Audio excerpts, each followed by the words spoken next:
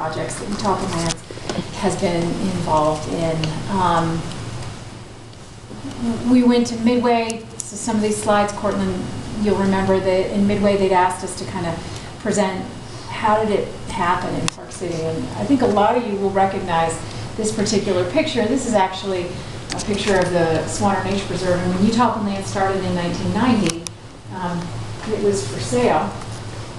And this is what it looks like today. That for sale sign was kind of back by where you first see those homes.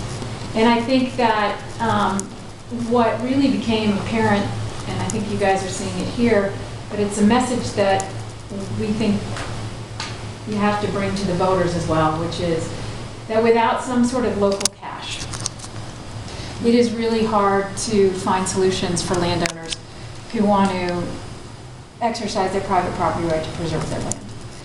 And Steve, I think you mentioned something which has always been the case, but quite frankly, when we first did some of the very first open space bonds in the state, we didn't realize that by having that local dollar, having those local dollars, you'd be able to leverage that several times over.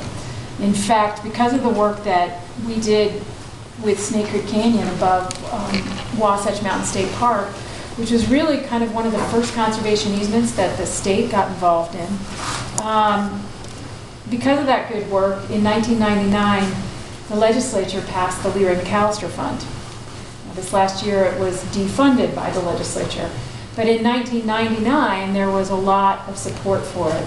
At the time, Washington County and Summit County were among the top 5 fastest growing counties in the nation. Today, Wasatch County is the 4th fastest, and Washington County is #1 nationally. Actually, we're 3rd, but...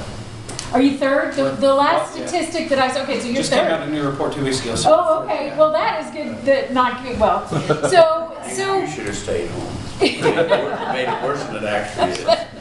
Or better, because one of the things that we see is that the reasons that people come and live in an area. And Ryan, you've had some great comments along these lines. You know, nobody wants to leave their subdivision to buy a second home in a subdivision. They want to have a different experience. It's why a lot of people move to this area. And it's why people stay. It's why you have a grandson they've gone to the birthday party for here in the Valley, because when you look around, there really ain't no place like home. So what we really look at is, from a bonding perspective, the reason that I bring up the Leroy McAllister Fund is with, I think it, basically with about $40 million, and I'll get you the exact statistic over time, leverage that fund with $220 million in private, federal, and other sources. So that's one of the things, it's a great part of these potential bonds. So now you can see a lot of the area that was by that sign has been developed, but one of the things that was the basis for protecting the Swanner Nature Preserve, which actually began before even the very first open space bond began, was to create a buffer and to create that view from I-80 and along 224. It's an entry corridor issue. And I think as much as protecting the agricultural heritage here in the Valley is absolutely key and critical, what we all realize, because every farmer and rancher knows it, is that those farms and ranches also constitute the view corridors that people associate with coming home, and they provide wildlife habitat. So those are the public benefits that we look at, and when Cortland was talking earlier about layering different conservation values, in order to qualify for additional funding, your open space bond may have more ability to preserve various different kinds of property. But when we're talking about getting other funding, you want to make sure you have these layering of values that all accrue to the public benefit. And when the public doesn't have access to the land, which in a lot of instances we've protected property where there is no public access. When there is no public access, what you're looking for is really this layering of conservation values to enable those to qualify for other funds. But here's one of the things that I think is interesting, and Cortland, you were kind of touching on this when you're talking about various different services. First and foremost, we now know, and we have studies from all over the country, that development surrounded by open space has a demonstrated higher market value. We know this from Central Park in New York. If you look at the home values 3 homes away from Central Park, they've diminished dramatically in value from the homes that are right next to Central Park. The reason that I think this is a key element to understand is that, yes, it does increase value, but in essence, it is an investment. For everybody in the community, the open space that's protected is going to essentially be an investment for their own home. But in addition to that, that is how you capture some of the tax value for the city or the county, because you have these higher market values from the surrounding homes. They sell for more. And the other thing that's been interesting is we've looked at it during the downturn. There were several organizations nationally that looked at what happened to real estate values around open space when we had that shift and there was a downturn in the market in 2008. And what they found across the nation is communities where they had protected significant open space, there was not that much of a drop in the market. It had kind of a stabilizing effect. So what were some of the types of open spaces that we targeted? It's kind of hard to see, but for instance, with Swanner Nature Preserve, there was the park element, there's trails, there's sensitive lands, there's buffer lands, there's all sorts of water features. All of those can be parts of your open space.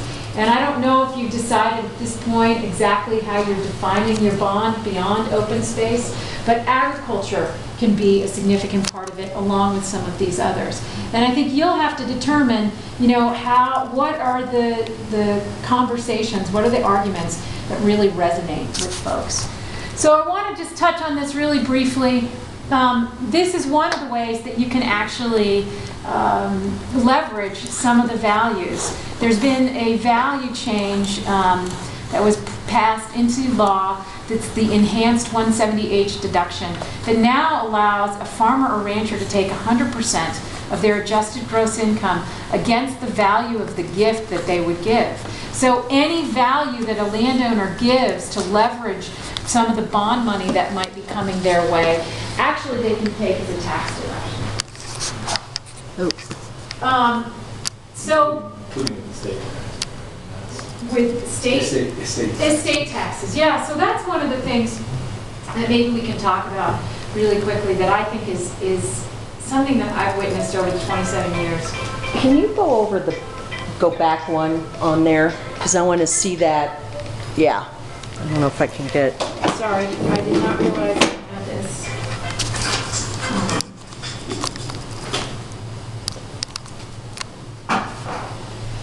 And this comes from, Nancy McLaughlin, so I don't know that I want to continue to, I just wanted to show you guys some of this stuff.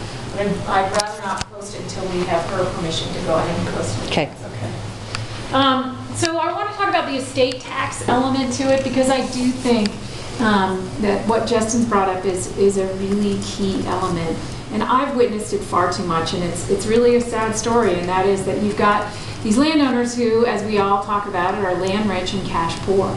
And when they go to pass the land on to the next generation, all of a sudden the majority of the asset that's left to the next generation is, in essence, the land.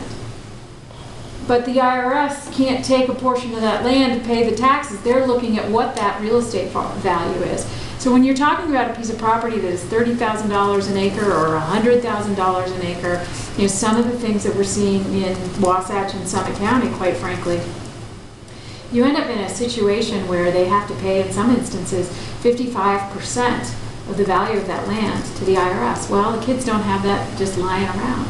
So what they end up doing is selling the land, sometimes in a fire sale because the tax is coming due, and they lose it. And we've seen that there definitely have been changes to the estate tax deduction. It used to be, when I started, it was a combined deduction of 1.2 million, and what is it up to now, like 5? No, it's up to 11. 11 if combined. Just with the new tax plan, so it has a sunset provision of 2025. And I'm giving legal advice, which is scary. Right, nobody's giving legal advice, we're just No talking legal advice numbers. is given here, but We're just yeah. talking numbers. But I think what you can see is that, you know, as somebody always used to say to me, and actually it was an attorney and maybe it was legal advice from him, but if you fail to plan, you plan to fail. And I think that one of the things that we look at is that what a conservation easement does is it can provide you with a little bit of cash that can go as an inheritance, or it can help you, you know, either maybe in some instances acquire additional land or improve your farm stead. But the bottom line is that if you put a conservation easement on it, you've lowered the development value so dramatically that oftentimes you can pass that land on virtually tax-free. Especially if you can set that against the death tax, right? So whatever value, that's an incentive to gift it. Right? Yes. Whatever amount you gift, then you can get down to that 11 million. So when you enter, gift it, or enter a conservation easement, does it create a new basis then? It does both. Tax basis. And it creates a new tax basis, but you can also set that gift against whatever your taxable amount is. But it does also reset the basis because you strip development. And in addition to that, in 1997, they passed the Taxpayer Relief Act. So if you had a piece of property, and I'm not good at math and I'm not giving legal advice, so let's see if I can do this. If you had a piece of property that was worth $10 million and you put a conservation easement on it and you brought that value down to $5 million because you were giving away 50% of the, you know, real development value on it, you can then take an additional 40% of that lower basis, that $5 million, because that's now what the land is worth. You can take an additional 40% of that value off your taxes as well. It was called the Farm and Ranch Taxpayer Relief Act. It was passed in '97. And if you qualify, which a lot of landowners who've placed their land under conservation easement, there are certain stipulations, like you have to have done it more than 3 years prior to passing it on to the next generation. But so that gives you, you've got this conservation easement that lowers it to that raw land value, and then if you have it under a conservation easement, you can also benefit from the Taxpayer Relief Act, which gives you that additional 40%. So really, when you look at it from a landowning perspective, there is an incentive not just to place a conservation easement on your land if you love your land and you want to hold on to it and pass it on to the next generation, but also there's an incentive for the landowner to actually make a partial contribution of the value and what we call typically a bargain sale.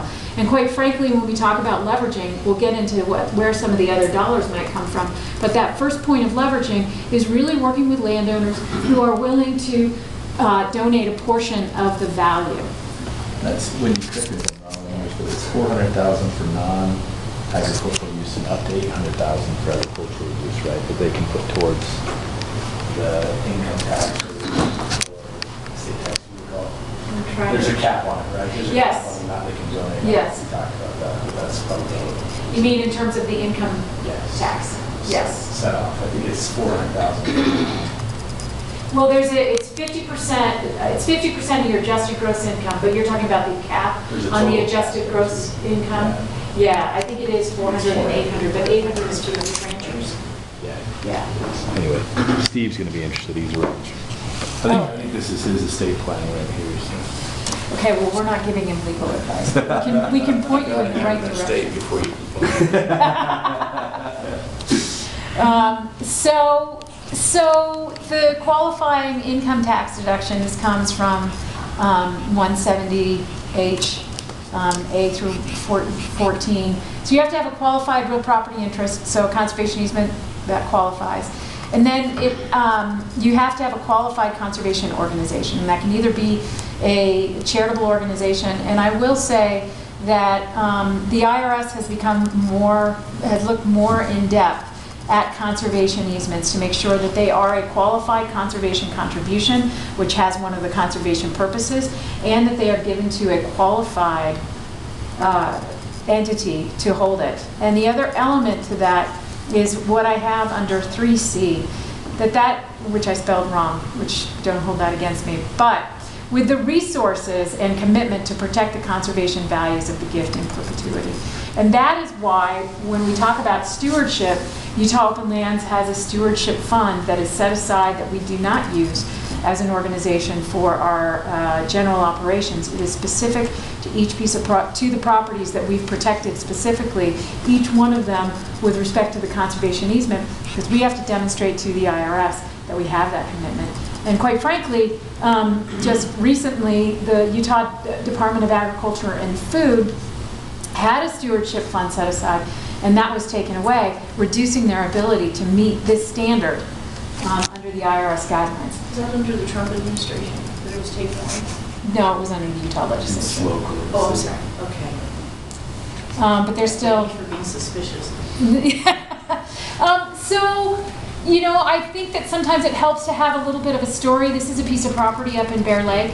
You can see just by looking at it that it has a lot of the values there.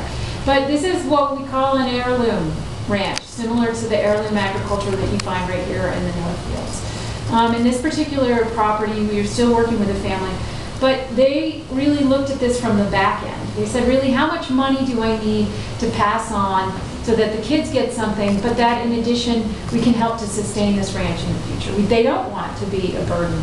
And they really backed into that number, saying, really, ultimately, we need X amount of dollars. And it ended up giving 75% of the value in a conservation easement donation. They may not be able to use all of that over the 15 years, but for them, knowing that this was going to stay in the family, and as their father said before he passed away, he said, you know, what would we do with $1 million? Well, we'd go out and we'd buy a place just like this. And I think that's something that really resonates with a lot of landowners who choose to do this. And I think it's important as you go through this process, and especially from a bond perspective, to talk about the fact that this is a completely voluntary program.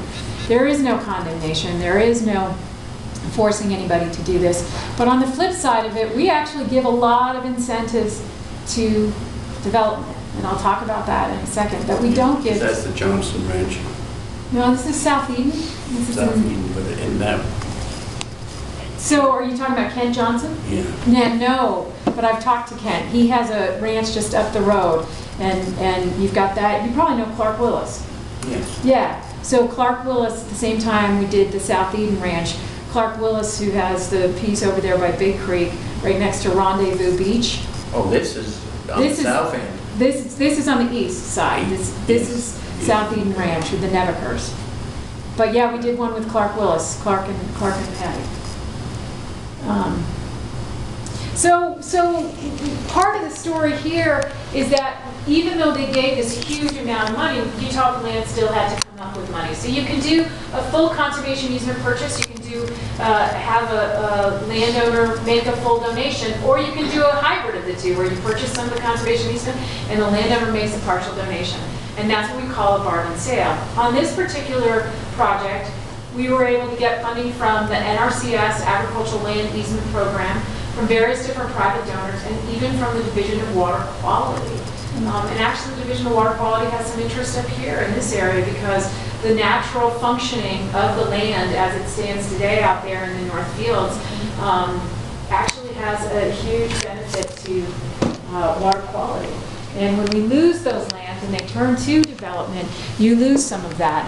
And as we see more storms like we've had, you even lose the ability for flood control. So they're actually looking at this and putting money into actual conservation easements.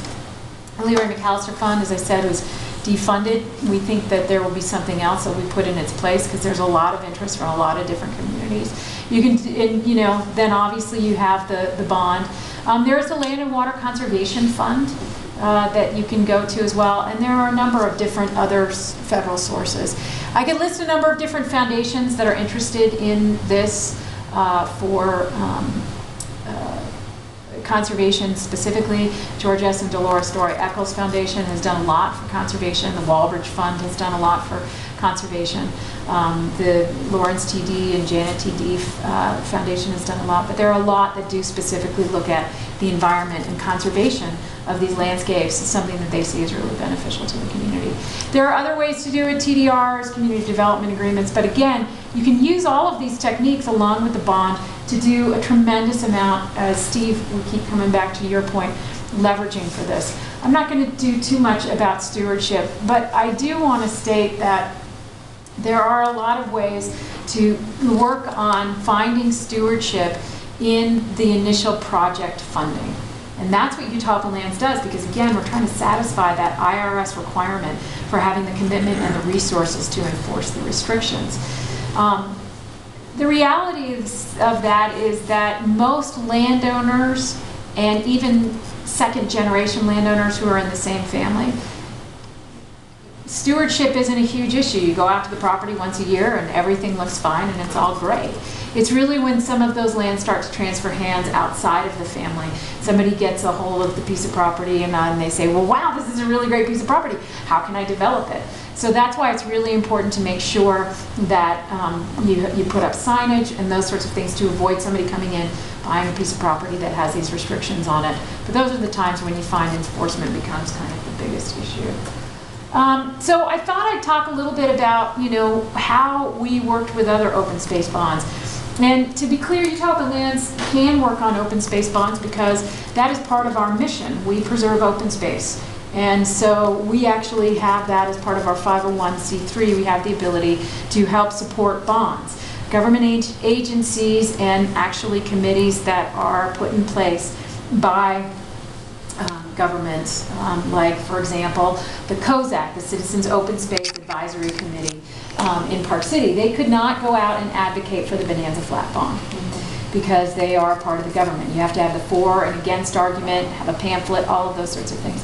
But we can spend money on that up to 20% of what our budget is, and usually we don't need to spend that much because a lot of this is word of mouth and a lot of this is really one-on-one conversations, as you were talking about, Portland, or having some of these different open houses because people have questions. And so all the flyers in the world aren't going to help you. It really comes down to making presentations so you can talk about some of the concerns. Now this is a little bit different, but I wanted to talk a little bit about how we made points that we felt resonated with the community, because I'd love to hear from your guys' perspective what points resonate with you. I've been working with some various different folks in the community to talk about how we would put together kind of a stock presentation that we could all use to go around. And I'm really interested, because I know some of these are not going to resonate with some of your folks here, but interestingly on the committee they said, part of what is interesting to people is kind of the recreational experience. And what I would say to folks is the preservation of something like the agricultural fields in the North Fields is actually a protection of the recreational experience, because in some areas, if they're down on the river, having that broad open space, having the wildlife habitat, you're road biking on some of the amazing, calmer areas throughout the county, and it's those open spaces that improve that recreational experience. But so one of the things that we talk about is that open space preservation does increase the market value of surrounding homes and businesses. And we had some market data for Summit County. Did I just pass by one? Open space and trails are actually a net revenue. We are actually in the process of doing a cost of services analysis for Wasatch back area, Wasatch County, and we hope to have that actually sometime towards the end of May, 1st of June to share. But this is stuff that's been borne out. This was actually from a study done by the Utah Department of Agriculture and Food and Utah State University back in the day, admittedly, but it makes a real point, which is that for every dollar in open space revenue, and yes, we're talking about land that is green belted, it actually only costs the community 65 cents. Conversely, for every dollar in residential development, it costs the community $1.35. And so open space ends up being a net revenue. Why? Because it doesn't require roads, it doesn't require sewer, schools, and public services. So one of the things that I think can be really interesting when we're talking about bonds is exactly what you brought up earlier, Cortland, which is I think a lot of people look at police services, safety services, fire services, schools.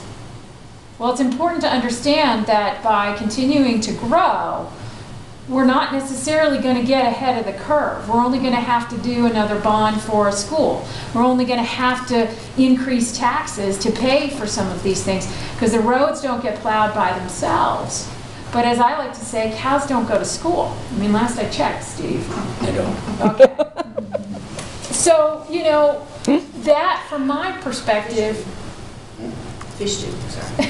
That, from my perspective, is just one of the things that you need to look at. It's not an even Steven sort of thing. Putting money into a bond for open space, being able to leverage that and protect that, means that that land won't be developed. And as you develop other parts of the county, you're actually going to be offsetting some of the costs to that. We had these guys put together a real bold slide that Justin gave Oh, good. that really laid this out. I don't know if anybody's got a copy of it. I couldn't find one. It's the one But that you have with the dollar and the graphic. Yep. Okay. Yeah. So you guys already have that. Yeah. You know, this was something, and I put this out here to see what your guys' response was.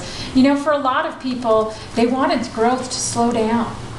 They were concerned about how quickly things were happening and how it seemed like it was here today and literally gone tomorrow. That, you know, that Steve Farrell's farm was here yesterday and now it's being developed. So those are the things that I think that was actually something that people were interested in and was actually a selling point for some of the bonds that we worked on, both down in Salt Lake County and in the Summit County area, which was that, you know, actually, we want it just to slow down. And by protecting open space, we can actually slow some of that down just a little bit. Give us a little bit of breathing room here and there when we're looking at pieces that have all that collection of conservation values. We know we want them protected anyway.